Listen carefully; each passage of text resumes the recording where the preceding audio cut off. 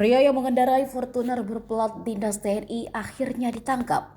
Dilansir dari Tribunnews.com, kabar itu dibenarkan Kabid Humas Polda Metro Jaya, Kombes Ade Arisam Indradi.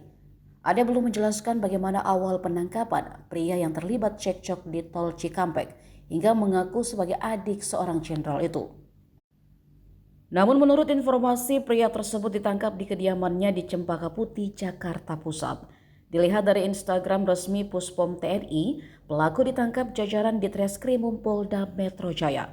Pria itu disebut berinisial PWGA.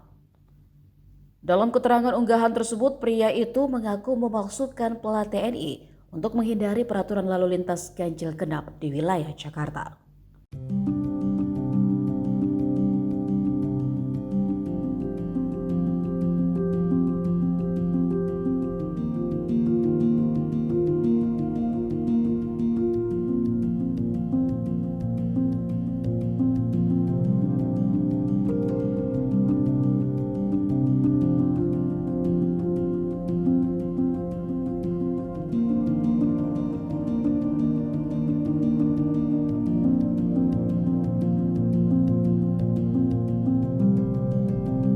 Download Tribun X sekarang, menghadirkan lokal menjadi Indonesia.